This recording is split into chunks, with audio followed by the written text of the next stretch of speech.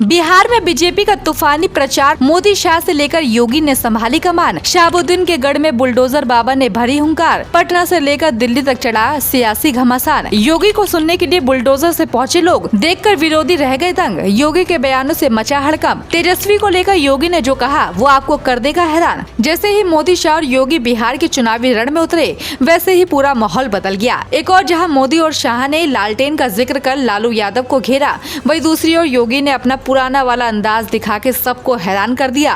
बिहार के चुनावी रण में उतरे योगी ने ऐसी दहाड़ लगाई जिसने विपक्षी खेमे में हलचल मचा दी है, क्योंकि योगी ने उस जगह चुनाव प्रचार किया जहां शहाबुद्दीन का बोलबाला था।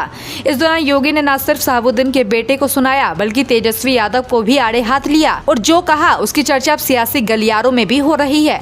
आखिर ऐसा क्या कहा और शहाबुद्दीन के गढ़ में योगी ने कैसे विरोधियों को झटका देने की झलक दिखाई, चलिए जानते हैं। दरअसल बिहार की सियासत अब अपने सबसे तूफानी मोड़ पर पहुंच चुकी है और बीजेपी ने मैदान में अपनी सबसे बड़ी ताकत भी उतार दी है। मोदी, अमित शाह के बाद अब योगी ने प्रचार की कमान संभाल ली है। जब योगी सिवान के रघुनाथपुर पहुंचे तो पूरा इलाका जय श्री राम और बाबा का बुलडोजर के नारों से गूंज उठा।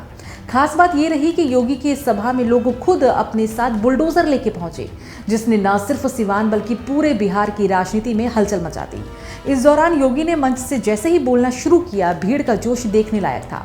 उन्होंने बिना नाम लिए तेजस्वी यादव और आरजेडी पर तीखा प्रहार करते हुए कहा कि बिहार में अब अपराध और भ्रष्टाचार के खिलाफ बुलडोजर चलना जरूरी है।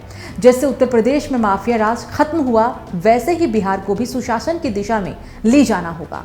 उन्होंने कहा कि ये चुनाव बिहार के भविष्य का चुनाव है, जहां जनता को तय करना है कि वो जंगल राज चाहती है या डबल इंजन का विकास चाहती है। वही खबर है कि शहाबुद्दीन के गढ़ माने जाने वाले सिवान में योगी का पहुंचना बीजेपी की रणनीति का सबसे बड़ा हिस्सा माना जा रहा है। बता दें कि रघुनाथपुर विधानसभा में योगी ने कहा कि ये वह धरती है जहाँ कभी माफिया राज चलता था, लेकिन अब बिहार की जनता जाग चुकी है।